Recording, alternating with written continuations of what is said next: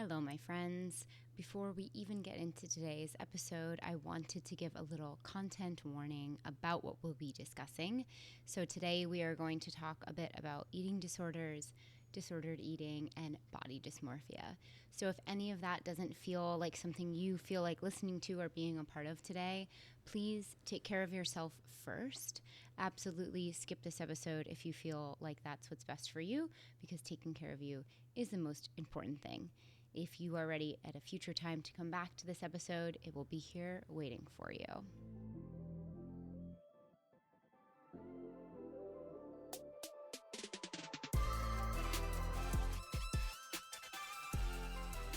Welcome to the Renaissance Room podcast. I am Katie, your host, boudoir photographer, and professional mythbuster, here to remind you that your body was never the problem. It was the way you were taught to see it. So last week we talked all about the patriarchy.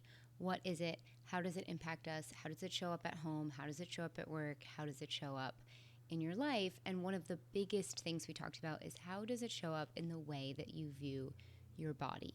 And we talked about a lot of sort of like technical things. So today I wanted to get a little bit more personal and share with you how the patriarchy has shaped my relationship with my body. I wasn't always a boudoir photographer who was working really, really hard to both love and accept my body and help other people do the same. I was once a teenager and a woman in her 20s who also deeply hated her body and had no idea that so many of the reasons I hated it so much had to do with the patriarchy. So today I wanted to give you kind of like a deep dive, personal, like trip down memory lane story time about all the ways before I became a boudoir photographer that I really, really, really, really struggled with my body. As a boudoir photographer who does know how the patriarchy impacts my view of my body, I still struggle. It is still hard. It is still an unlearning. I am always unlearning right alongside the rest of you. So let's start with some of my earliest memories about my body, and maybe you have some of these memories too.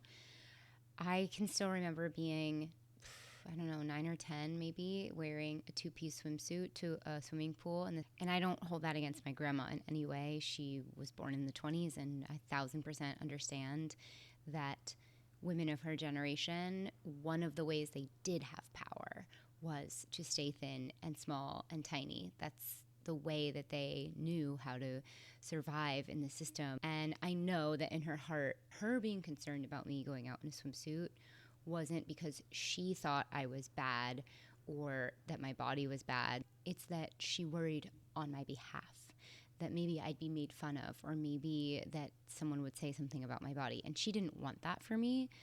But even as a 10-year-old, I was reading between the lines and understanding that something about this little belly was not okay in this big world of patriarchy. So maybe you also have a really early memory of somebody who you really love and respect saying something about your body that made you second guess or wonder, is there something wrong about my body the way that it is? All right, let's fast forward a little bit to my teenage years. This is a very long story, so I will try to tell it as briefly as I can. But when I was 14, I moved across the country. My parents got divorced. I moved from Seattle to Rhode Island. It was a big deal. It was a big move. And like all teenagers, I didn't want to move.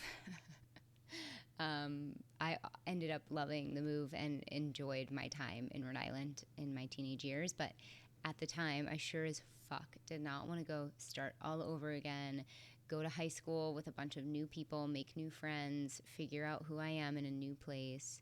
And I certainly think that the very beginning of my eating disorder probably started around that time.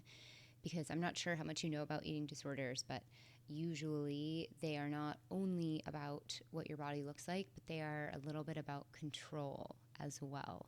So I think probably at a time when I had absolutely no control over my life, that I didn't have control that I was moving across the country. I didn't have control that I was going to have to make new friends.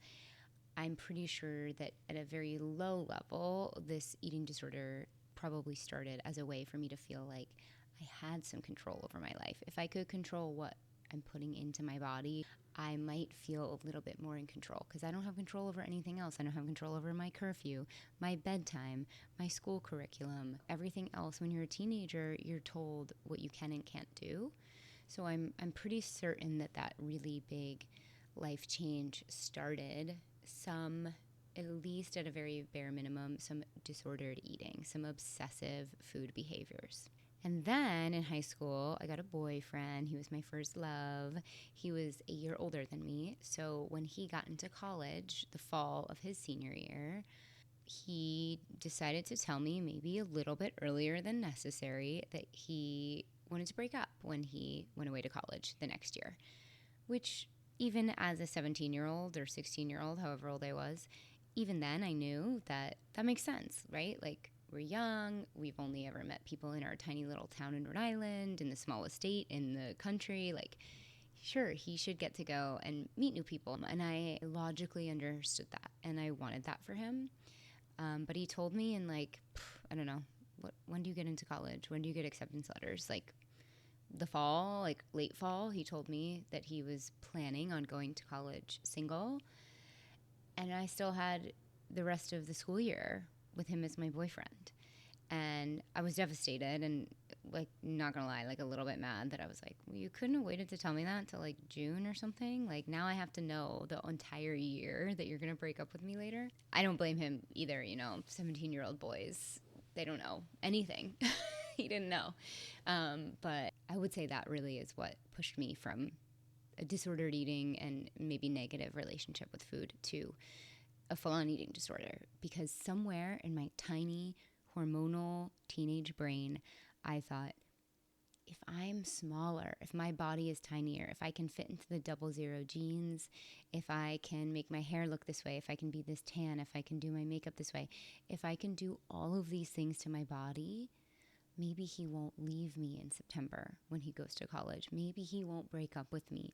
Maybe he'll love me enough to want to stay with me if I can change all of these things about my body. I had gone from just maybe a little bit of my brain not being healthy about food to also my body no longer being healthy with my relationship with food and exercise. So I did ultimately get some help, not by choice. I basically got caught by my parents, and they were like, okay, you need some help. So thank God they got me into some therapy. Did not want to be there at first, but I did start to go to therapy and figure out and learn what was happening in my brain and my body, and start to get some professional actual help with my relationship between my body and food and exercise and the scale.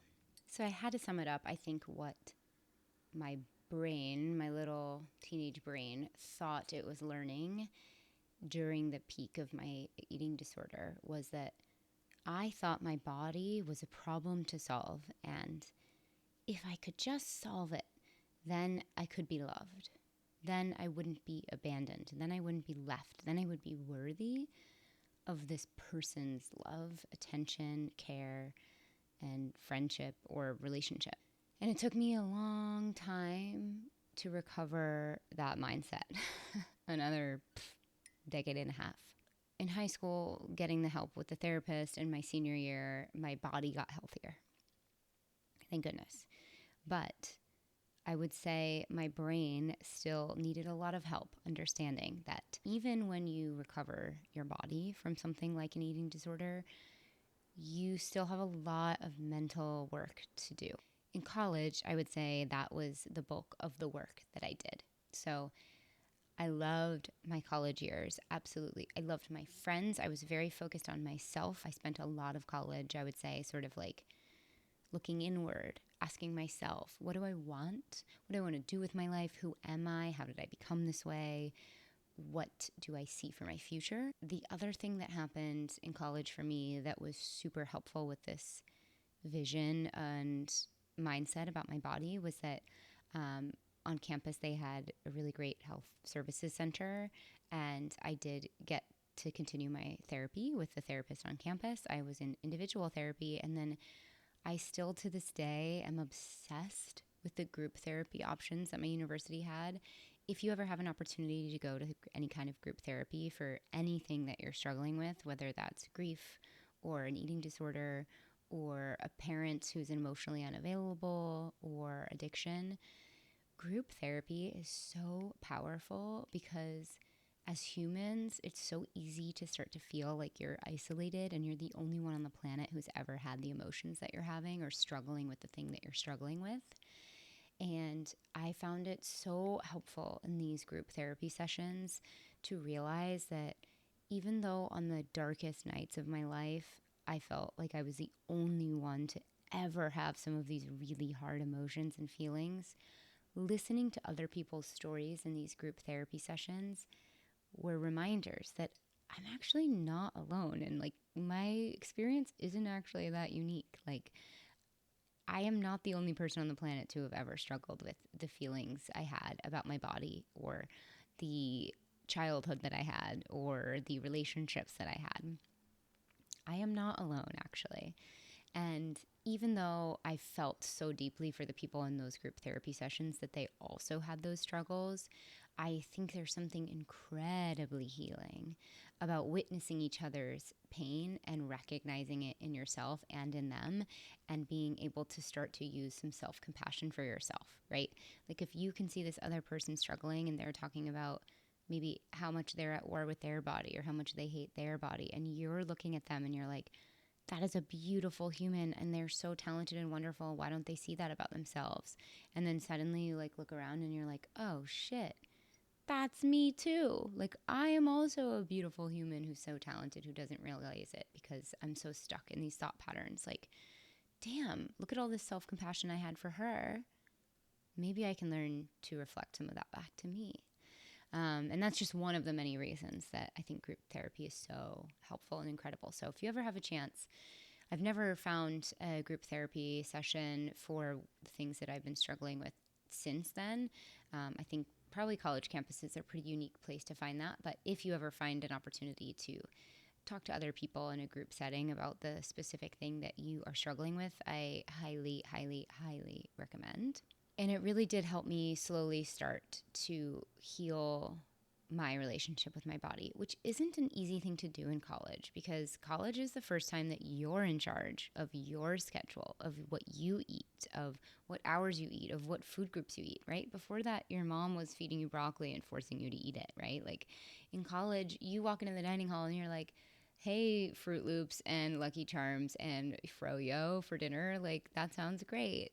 So it was a hard time to say, I'm healing this relationship with my body, with food, with exercise, and also be faced with this like newness of being in charge of that. There were so many things that were changing about how to manage my body, my time, my relationship with my body in college, and I had the least amount of safety nets up, you know? There was one part of my body that I still hadn't really learned how to make peace with. So in college, I did decide between, I think it was my junior and senior year, I did decide to get a breast reduction. So I'd always been somebody ever since puberty that had bigger breasts than other people. I do deeply believe that getting my breast reduction was incredibly important to me in my relationship with my body. I was struggling. My back literally hurt. Clothes didn't fit. I couldn't exercise because they were so big and like cumbersome and in my way. And also, they were a part of my personality in a way that I didn't want them to be. I didn't want to be sexualized everywhere I went as the girl with the big boobs. I want to do a separate episode on that, but it felt like an important part of my college story and my sort of body acceptance journey to disclose that, if you will. And getting a breast reduction came with other things that I had to learn to accept about my body, like the scars that I have. I mean, underboob has just become a thing, you guys, and now I have to make peace with the fact that if I want to run around with some underboob, everyone's going to see my scars. And also, I have to put sunscreen on them. So it's an ongoing journey forever, my friends, right? It is just always, always, always, always unlearning.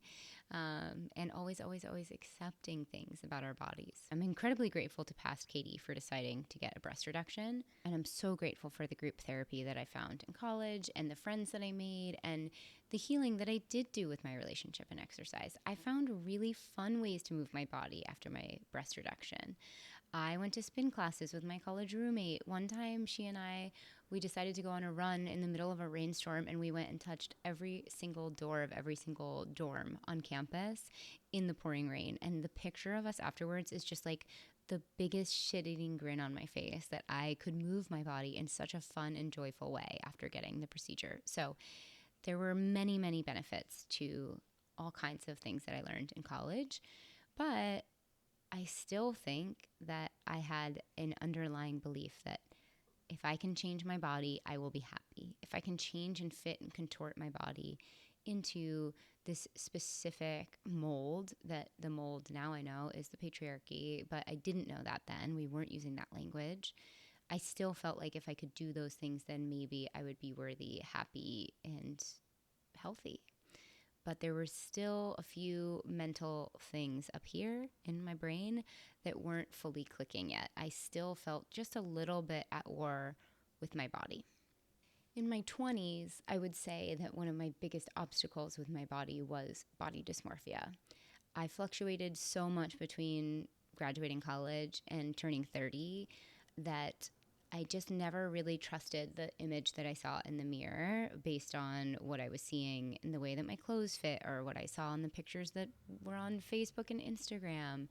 I never really felt like I could trust that the girl I saw in those pictures and then that mirror is what my body looked like. And sometimes that was that my body was bigger than my usual size, and sometimes that it was that my body was smaller than my usual size. And body dysmorphia is really just the idea that the reality of your body and the body that you see through your own eyes are mismatched. They don't connect. They're not equal to one another, right? They're something that's like not computing for your brain and the way that you're seeing your body, which can be really hard to overcome.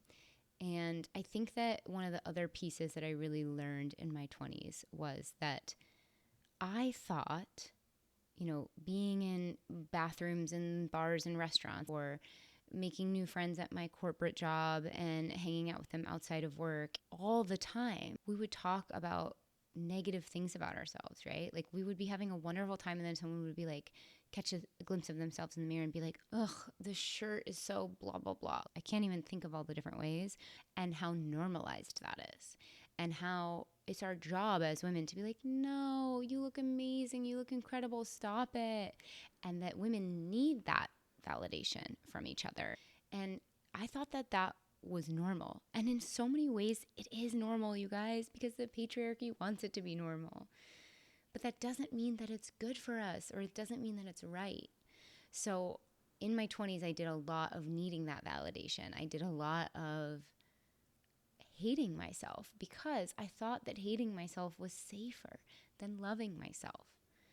Loving myself felt scary. To say, I'm beautiful, I'm brave, I'm powerful, I'm strong, I'm smart.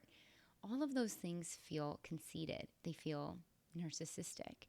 And they feel like something the patriarchy wants women to feel if they have those emotions. The patriarchy wants you to feel conceited and shitty about yourself if you, for even a second, say, girl, I'm awesome. Like, this has been built in a way for even women to call each other out on that. Like, I have heard other women be like, oh my God, I can't believe blah, blah, blah thinks she's such hot shit. Like, tearing other women down for having confidence. So, of course, my brain started to be like, oh shit, if I'm confident, other people are going to talk about that negatively. If I'm confident, that's unattractive to other women and probably men.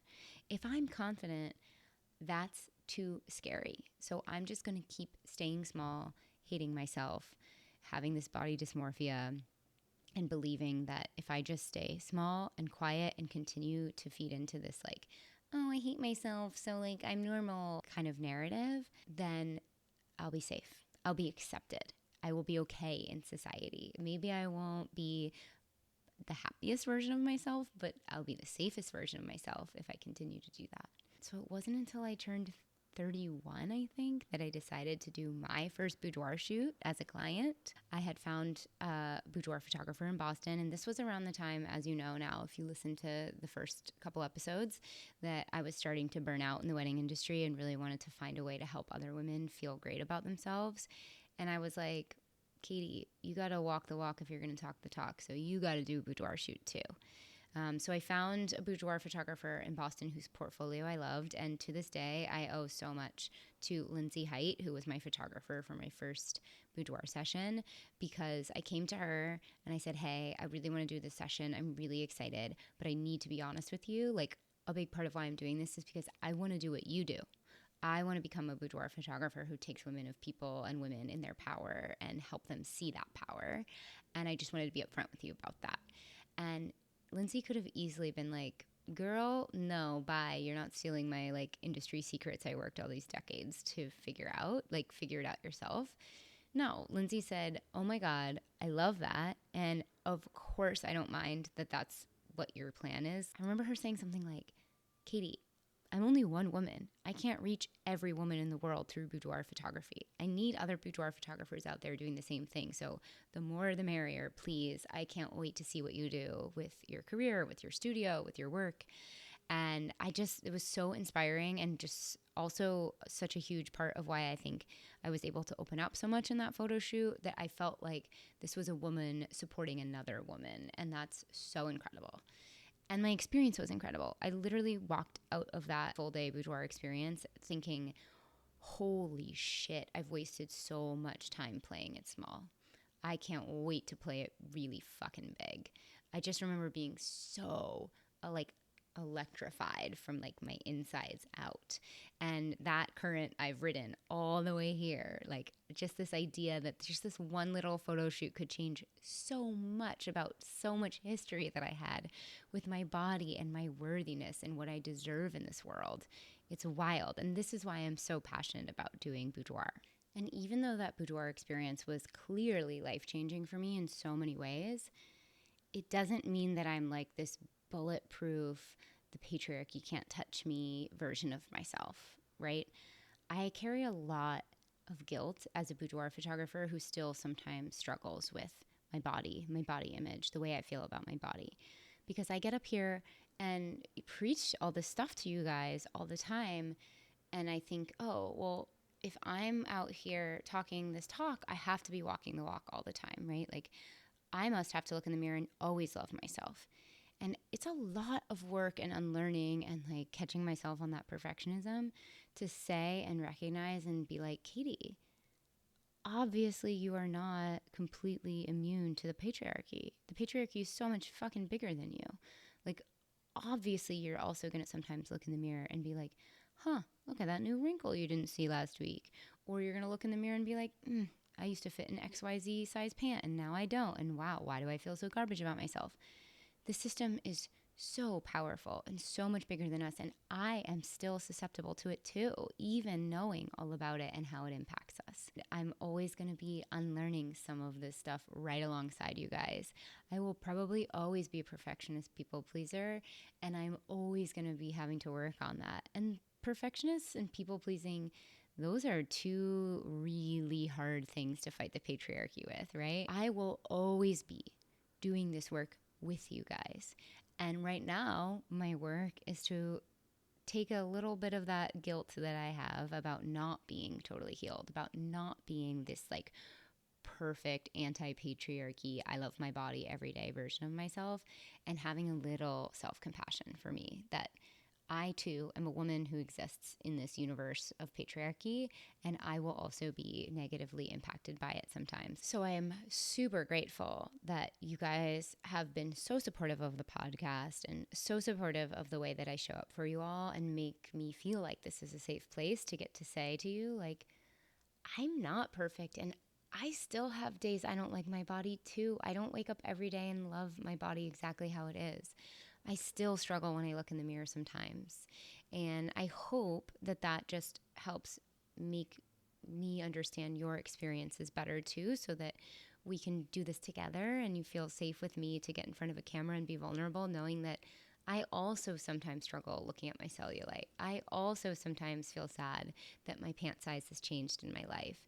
And it's the work of understanding where those negative feelings and beliefs come from, unpacking them, and then unlearning them. That's the work that I'm hoping we can do together.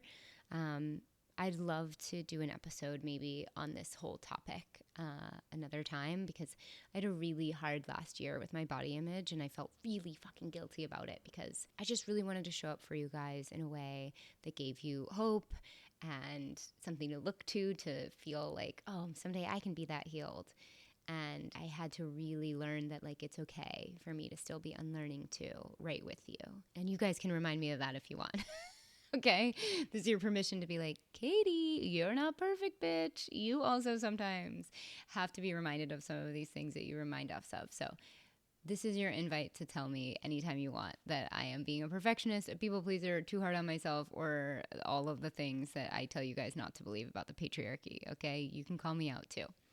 And so much of why I'm telling you guys this is so that we can all feel seen together, right? Like, this is hard work. This is hard work. It is so hard not to let a pair of jeans that's too tight ruin your entire week. It is so hard not to click buy now on all of those ads that you keep getting about miracle medications or miracle skincare routines. It's so hard to say, okay, but what if I'm enough already? And I shared my sort of like long extended story with you all for the same reason that I love group therapy, which is that learning you're not alone is so healing. It's so helpful. So I hope that this episode helped you feel less alone. I hope it helped you understand that even I, who is sitting here talking about the patriarchy and the way that it impacts your body image, am impacted by the patriarchy, and my body image is also negatively impacted by this big old system that has been in place longer than any of us have been alive. So it's gonna take a little bit of blood, sweat, and tears, I think, to overcome it, but I really, really, really think that we can do it if we do it together, right? So you can metaphorically hold my hand through this next chapter, whatever that is for you. Maybe you're still in the same chapter I was in college, or maybe you're still in the chapter I was in high school. But I just hope that some of these stories help you know that there are women who have come before you who have been there. There are women who are ahead of me in this process too. And I hope they reach their hand out and hold mine to make it through this patriarchal sludge that we have in front of us. And I really, really, really believe that if we all continue to learn why the patriarchy impacts us this way and then unlearn it together, that we can do fucking anything. Thank you for this safe space to share these pretty vulnerable stories about my life. I don't know what episode is coming next. This is kind of the end of the map, right? Like, I sat down, I said, I'm going to start a podcast, and I came up with 6 episodes, and I don't know what's coming next. Obviously, I've come up with many ideas while talking to you guys, so I'm going to workshop a couple of the topics we discussed, like the male versus the female gaze, maybe a discussion. Maybe I'll tell you guys a little bit about other things I feel guilty about, being a boudoir photographer who doesn't have 100% of her shit together and also sometimes feels shitty about her body. Maybe I'll talk about pole dancing. I don't know. You guys, your guess is as good as mine. And if you have specific requests, you know where to find me. You can email me at katie@katiekarlbergphoto.com. You can DM me on Instagram at Renaissance Room Boudoir. You can check out the website. You can check out the YouTube channel. For one more time today, for you, for me, and for little Katie who didn't know this, but hold my hand one more time and remind yourself that your body is not a problem. The system is the problem, and the system is teaching us how to look at our bodies, but your body is not the problem. It's the way you have been taught to see it. Okay? Until next time.